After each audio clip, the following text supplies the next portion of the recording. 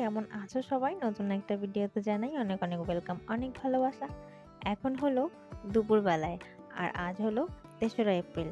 আমার বড়মশাইয়ের আজকে জন্মদিন, তো তার জন্য ছোটোখাটো প্রচেষ্টা চলছে। সন্ধ্যাবেলায় একটু চা বানিয়ে নিলাম ২ বাটিতে, কারণ একটা লাল চা হচ্ছে বড়মশাইয়ের জন্য, আর শাশুড়ি মা এসেছেন, তো ওনার জন্য আর আমার জন্য দুধ চা হয়েছে। তো এখন আমরা চাটা খেয়ে নেব। আর সারাদিন কোনো রকম আমি ভিডিও করিনি, শর্ট ভিডিও একটা করেছি, সেটা তোমরা মিনি ব্লগে দেখে নিও। আর তারপরে চলে এসেছি চা খেয়ে পায়েস রান্না করতে। জন্মদিন বলে কথা, পায়েস রান্না হবে না সেটা কি হতে পারে? তো স্পেশাল মানুষের জন্মদিন উপলক্ষে তো একটু স্পেশাল করতে কিছু ইচ্ছাই করে। তো ও যেহেতু পায়েস খেতে ভালোবাসে, তো পায়েস তো রান্না হবেই জন্মদিনে। আর তাছাড়া ভেবেছিলাম যদি ঘরে থাকতো সারাদিন তাহলে একটু আলাদাভাবে হয়তো আয়োজন করতাম। আর ও যেহেতু আজকে ডিউটি গেছিলো, সেই কারণে আর বিশাল কিছু আয়োজন করার সম্ভব হয়নি। সন্ধ্যাবেলায় তো এসছে ঘরে, আর এখন এই সামান্য আয়োজন।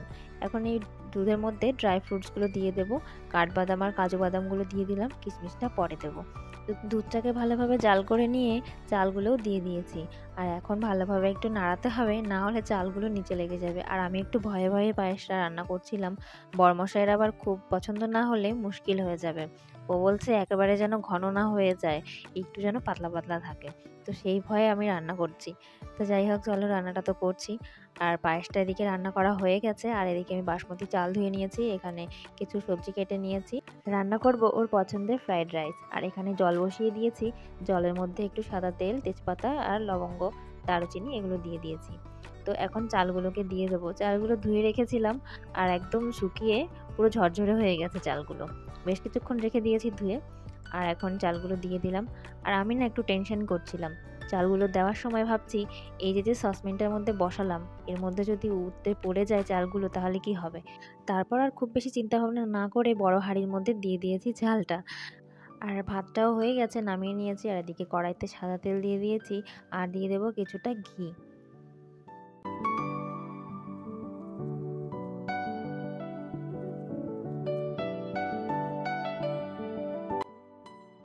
তেলটা গরম হয়ে যাওয়ার পর কাজু কিশমিশ দিয়ে একটু ভেজে একটু লাল লাল করে নিয়ে তারপরে তুলে নেব।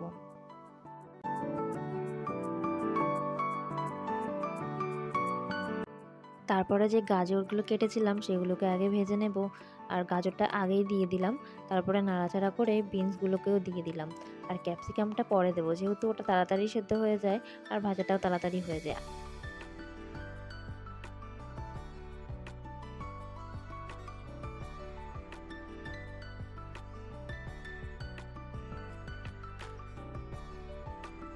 গাজর ক্যাপসিকাম ভাজা হয়ে গেছে, আর এর মধ্যে ড্রাই ফ্রুটসগুলো দিয়ে দিয়েছি। আর এখন ভাতগুলোকেও দিয়ে দেব। ভাতগুলো দিয়ে এখন ভালোভাবে চিনি আর পরিমাণ মতো লবণটা আগেই দিয়েছিলাম ভাতের মধ্যে, তবু এখন যদি লাগে একবার চেক করে তারপরে দিয়ে দেব। আমি দ্বিতীয়বার বানাচ্ছি রাইস, এর আগেও একবার বানিয়েছি। আর এবার শীতের মধ্যে রাইস খাওয়া হয়নি, আমরা তাহেরি বিরিয়ানি এগুলোই বেশি খেয়েছি। সেজন্য ভাবলাম ওর জন্মদিন উপলক্ষে আজকে বানিয়েই দিই, ও যেহেতু পছন্দ করে। আর খুব গরম পড়ে গেলে এরপরে আর খেতে ইচ্ছা করবে না। তো তারপর আমার বানানো হয়ে গেল রাইস, আর এখানে বেড়েও নিয়েছি। এদিকে ওর পায়েস আর কেক রেডি করে নিয়েছি, এখন ওকে কেক কাটাবো। ও তো একদমই কেক কাটতে চাইছে না, বলছে আমার লজ্জা করছে, বয়স হয়ে গেছে, এখন কি আর কেক কাটা যায়, এই বুড়ো বয়সে কেক কাটবো। তো যাই হোক, ওর এইসব কথায় কে পাত্তা দেয় বলো, আমি তো এসব কথায় পাত্তা দিই না। আর ওদিকে ওর বৌদিকে ভিডিও কল করেছে, আর ভাইপোকে কেক দেখাচ্ছে, আর ওদিক থেকে হ্যাপি বার্থডে করছে। তো চলো ওদের ভিডিও কলে কথা বলা হোক, তারপরে কেকটা কাটা হবে। আমার তরফ থেকে আমার বরমশাইয়ের জন্য এই ছোট্টখাট্ট আয়োজন। আর কেকটা পাঠিয়েছে আমার বৌদি। আমি অর্ডার করতে বলেছিলাম দাদাকে, কিন্তু দাদা বলছে না, বৌদি পাঠিয়ে দিয়েছে। তো যাই হোক, বৌদির তরফ থেকে একটা গিফট হয়ে গেল। আর আমার গিফটটা আমি আগে থেকেই তো দিয়ে দিয়েছি রাত্রেবেলায়, কাল রাতে ওকে ব্যাগটা দিয়েছিলাম, আর ও আজকে ওটা নিয়েই ডিউটিতে গেছিলো। তো তারপরে এদিকে ওর কথা বলা হয়ে গেছে, এখন একটু ফটো তুলছে, তারপরে এখন কেক কাটা হবে। তো চলো এখন আমরা কেক কাটি। তোমরা হয়তো ভাবতে পারো বরমশাই কেন গেঞ্জি আর হাফ প্যান্ট পরে কেক কাটতে বসেছে, নতুন কেন অন্য কোনো জামা পরেনি। আসলে ওকে যদি আমি এখন বলি যে অন্য জামা পরে বসো, ও আমার ওপর খচে যাবে, কারণ এখন এই গরমে ডিউটি থেকে এসে ফ্রেশ হলো, এখন আবার জামা প্যান্ট পরবে। সেই জন্য আমি আর জোর করিনি, বললাম ঠিক আছে এটা পরেই বসো, একটু পরেই তো খেতে বসবো।